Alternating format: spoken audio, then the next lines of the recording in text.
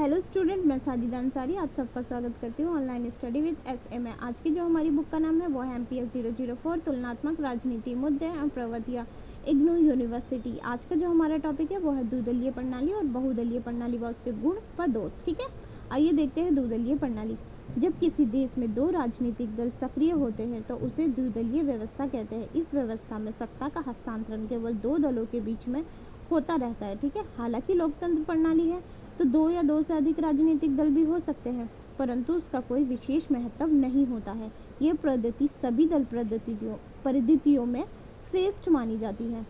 इसमें एक दल शासन करता है और दूसरा दल विपक्ष दल कहलाता है। ठीक है, दो दलीय प्रणाली में क्या होता है, दो राजनीतिक दल सक्रिय होते हैं। ठीक है, एक्टिव होते हैं।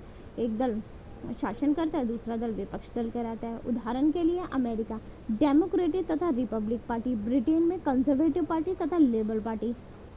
इसके गुण: स्थायी एवं सुदृढ़ शासन। द्विदलीय प्रणाली की सबसे अच्छी बात यह है कि इसमें जो सरकार होती है वो सुदृढ़ होती है, पूर्ण बहुमत हासिल होता है। उसमें सरकार को पूर्ण बहुमत हासिल होता है। जन कल्याण के लिए जो भी नीतियाँ बनाती है वो विश्वास के साथ बनाती है, उसे पूर्ण बहुमत हासिल होता है। अच्छी बुरी नीतियों के लिए वो स्वयं जिम्मेदार है। ठीक है, अगर जो उसने बुरी नीति बनाई है तो उसके लिए वो स्वयं जिम्मेदार है, अगर उसने अच्छी नीति बनाई है तो उसके लिए वो स्वयं खुद जिम्मेदार है। वो दूसरे पर ब्लेम नहीं डालेगी कि तुमने बनाई है। शक्तिशाली विपक्ष दल। भले ही एक दल को पूर्ण बहुमत हासिल हो, परंतु विपक्ष दल भी उतना ही शक्तिशाली होता है, क्योंकि विपक्ष दल भी एक होता है। वे शासन के अनुचित कार्यों पर प्रभावी नियंत्रण कर सकता है। वे सरकार को तानाशाही बनने से रोकता है। ठीक है, अब इसके गुण देखते हैं, दोष देखते हैं। ठीक है, मतदाताओं के विकल्प सीमित होते हैं, क्योंकि द्विदलीय प्रणाली है, केवल दो दल होते हैं तो मतदाताओं के विकल्प भी सीमित होंगे। एक दल ए दल को चुने या बी दल को चुने, ए बटन दबाए या बी बटन दबाए, दोनों में से अगर एक भी पसंद नहीं है तो कोई और अन्य विकल्प है ही नहीं। मैकाइल के अनुसार मतदाताओं की पसंद सीमित होती है जो जन कल्याण में बाधा उत्पन्न करती है। राष्ट्रीय जो होता है वो दलीय आधार पर बढ़ जाता है, क्योंकि द्विदलीय प्रणाली में दो विचारधारा होती है, इसलिए राष्ट्रीय दो विचारधाराओं में बढ़ जाता है। पूरे देश को दो गुटों में बंटने की संभावना बनी रहती है। जो राष्ट्रीय एकता के लिए खतरा की संभावना जिससे बढ़ती है। ठीक है, इस प्रणाली में मंत्रिमंडल की निरंकुशता स्थापित होने की पूरी संभावना रहती है। हालांकि लोकतंत्र है, जो दल जीत कर आया है वो जनता का पूर्ण बहुमत हासिल करके आया है, और जीतने के बाद वो 4 साल 5 साल जितने साल बाद भी चुनाव हो गए वे सरकार में है। जो वो सरकार में आ गया अब एक बार, जो नीतियाँ 4 साल 5 साल के लिए जो वो नीतियाँ बनाए, नीतियाँ बनाना चाहे वो नीतियाँ बनाएगा, जो कानून बनाना चाहे वो कानून बनाएगा। विपक्ष दल क्या कर सकता है, केवल आलोचना ही तो कर सकता है। तो इसमें मंत्रिमंडल में निरंकुशता होने की संभावना बनी रहती है। इस प्रणाली में जनप्रतिनिधित्व ना होकर कुछ सीमित वर्गों एवं हितों का प्रतिनिधित्व हो जाता है। क्योंकि इस प्रणाली में केवल दो ही दल होते हैं, तो ऐसे में शक्तिशाली पूंजीपति उद्योगपति अपने हितों को सुरक्षित करने के लिए दलों पर अपना कब्जा जमा लेते हैं और अपने फायदे के लिए काम कराते हैं। ठीक है, द्विदलीय प्रणाली में दलीय अनुशासन बहुत कठिन होता है। यदि एक ही पार्टी का सदस्य पार्टी के किसी निर्णय से सहमत नहीं है तब भी उसे वे निर्णय मानना ही होता है, क्योंकि दलीय, ठीक है, तब भी उसे मानना होता है, क्योंकि एक दल को पूर्ण बहुमत हासिल होता है, वो पूरा दल अनुशासित होकर काम करता है।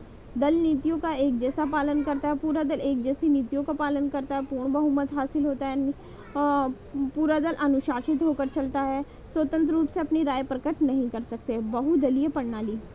जब किसी देश में दो या दो से अधिक राजनीतिक दल विद्यमान होते हैं, जैसे भारत में, फ्रांस, इटली में बहुदलीय प्रणाली होती है। इसके गुण, ठीक है, मतदाताओं के सम्मुख जो विकल्प होते हैं वो बहुत सारे होते हैं। बहुत सारे दल होने के कारण मतदाताओं किसी भी दल को चुन सकते हैं। अब उनके पास ऐसा नहीं है कि केवल दो ही दल है, ए दल को चुने या बी दल को चुने, नहीं। ठीक है, अब वो किसी भी दल को चुन सकते हैं। राष्ट्रीय दो गुटों में विभाजित नहीं होता है, इसमें राष्ट्रीय दो गुटों में विभाजित होने की संभावना नहीं रहती है। दोष: शासन में अस्थिरता, पूर्ण बहुमत नहीं मिलता है, सरकार अस्थायी व कमज़ोर होती है। विभिन्न दलों में सरकार बनाई जाती है तो अपने हित व सोच समझ विचारधाराएं आपस में टकराते हैं। विभिन्न दलें मिलकर सरकार बनाते हैं इसमें, तो उनकी जो हित होते हैं, उनकी सोच समझ विचारधाराएं आपस में टकराने की संभावना रहती है, आपस में टकराते हैं। और जब टकराव ज़्यादा हो जाता है तो मंत्रिमंडल के सदस्यों का पतन हो जाता है। अनिश्चित नीतियाँ, मंत्रिमंडल में जल्दी परिवर्तन होते रहते हैं, मंत्रिमंडल के सदस्य जल्दी बदलते रहते हैं। तो इसके कारण पता क्या होता है, वो जो नीतियाँ बनाते हैं ना, वो बीच में ही रह जाती है। अभी उन्होंने भी नीतियाँ बनानी शुरू करी है, इस कार्य पे अपने इस योजना बनानी स्टार्ट करी है, उसके लिए नीतियाँ बनाई है।